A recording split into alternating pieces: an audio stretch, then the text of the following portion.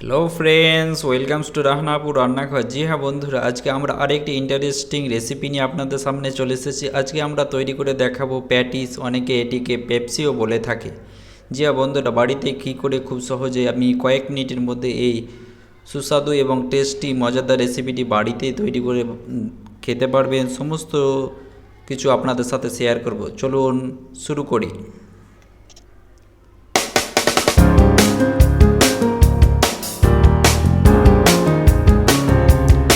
আমরা এই পেপসি রেসিপিটা তৈরি করার জন্য আমরা কিছুটা পরিমাণে আটা নিয়ে নিয়েছি। এর সাথে আমরা এখন খাঁটি ঘি মিক্স করছি বন্ধুরা। বাড়ির তৈরি এই খাঁটি ঘি কী করে আপনি তৈরি করবেন সেই ভিডিও কিন্তু আমাদের এই চ্যানেলে রয়েছেন, অবশ্যই সেই ভিডিওটি দেখবেন। এর সাথে আমরা হালকা পরিমাণে লবণ মিক্স করে দিলাম, যাতে এই পেপসিটা খেতে সুস্বাদু এবং আরও দারুণ টেস্টি লাগে।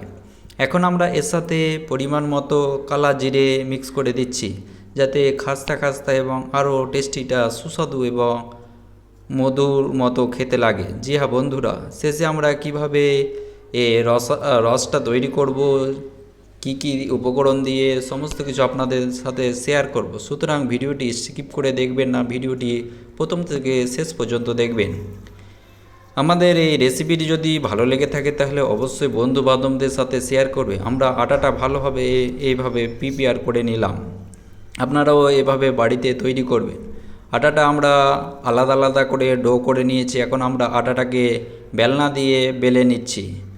খুব সহজ একটি রেসিপি বন্ধুরা, আপনারা খুব সহজে এটি বানিয়ে খেতে পারেন। খুব মজার একটি রেসিপি, খেতে কি দারুণ টেস্ট। আমরা একটা একটা করে রুটিগুলোকে আগেই তৈরি করে নিয়েছি। এখন আমরা লেয়ারটা তৈরি করে নিচ্ছি।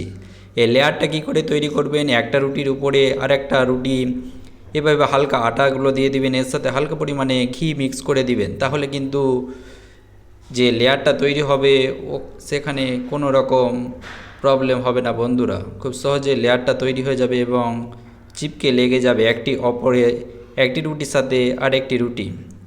দেখুন খুব সহজে কি করে আমাদের লেয়ারটা তৈরি হয়ে যাচ্ছে। পেপসিটা খুব সহজে কি করে আপনি তৈরি করবেন, এভাবে রোল করে নেবেন। একসাথে 4 থেকে 5টি রুটি এভাবে লেয়ার করবেন। লেয়ারটা করলে দেখুন খুব সহজেই কিন্তু জমে গিয়েছে এই লেয়ারগুলো। এখন আমরা ছুরি দিয়ে কেটে নেব। একটি একটি করে পেপসি এভাবে তৈরি করব বন্ধুরা।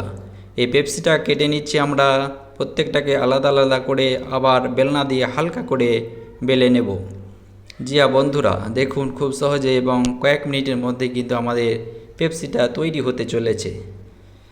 আমাদের এই পেপসি তৈরি রেসিপিটি কেমন লাগছে অবশ্যই কমেন্টে জানাবেন, এবং কার কার এই পেপসি রেসিপিটি পছন্দ অবশ্যইটিও কমেন্ট বক্সে জানাবেন। দেখুন হালকা হালকা করে বেলে নিচ্ছি এই যেগুলো ছুরি দিয়ে আমরা কেটে রাখলাম সেই পেপসিগুলো। এখন আমরা সেই পেপসিটাকে ভালোভাবে ফ্রাই করার জন্য পরিমাণ মতো ঘি নিয়ে নিয়েছি। আপনারা চাইলে এটিকে রিফাইন তেলেও ফ্রাই করতে পারেন, ভেজে নেবেন। আমরা এই পেপসিটা উনুনে তৈরি করছি, আপনারা চাইলে এটি গ্যাসেও বানাতে পারেন। খুব সহজ এবং দারুণ রেসিপি বন্ধুরা। মাত্র কয়েকটি উপকরণ দিয়ে খুব সহজে এবং কয়েক মিনিটের মধ্যে তৈরি হতে চলেছে আমাদের এই পেপসি রেসিপিটি। জি হ্যাঁ বন্ধুরা, আমাদের এখন ফ্রাই চলছে এই পেপসিগুলো।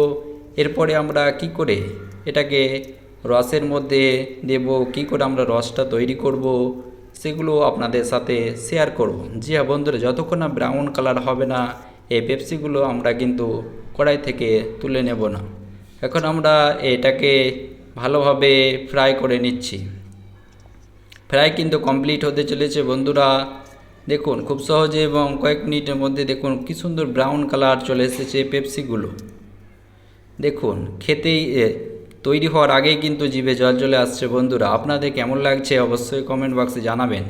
এখন আমরা মিষ্টি যে রসটা তৈরি করে, মিষ্টি তৈরি করতে গিয়ে সেই রকম সেম প্রসেস বন্ধুরা, আপনারাও কিন্তু এইভাবে তৈরি করবেন। এতে আমরা কি কি মিক্স করেছি, এতে আমরা গরম মশলা দিয়েছি হালকা পরিমাণে এবং পানি দিয়েছি পরিমাণ মতো। এখন আমরা এটাকে ভালোভাবে ফুটন্ত করে নিয়েছি। চিনিগুলো দেখুন খুব সহজে গলে গিয়েছে, আমাদের রসটা কিন্তু তৈরি হয়ে গেছে। এখন আমরা সমস্ত পেপসিগুলো এর মধ্যে দিয়ে দিলাম, যাতে খুব সহজেই প্রত্যেকটা পেপসি গায়ে গায়ে এই রসগুলো প্রবেশ করতে পারে এবং খেতে সুস্বাদু এবং খুব মিষ্টিকর লাগে। জি হ্যাঁ বন্ধুরা, আমাদের পেপসি কিন্তু তৈরি হয়ে গেল দেখুন, খুব সহজে এবং কয়েক মিনিটে।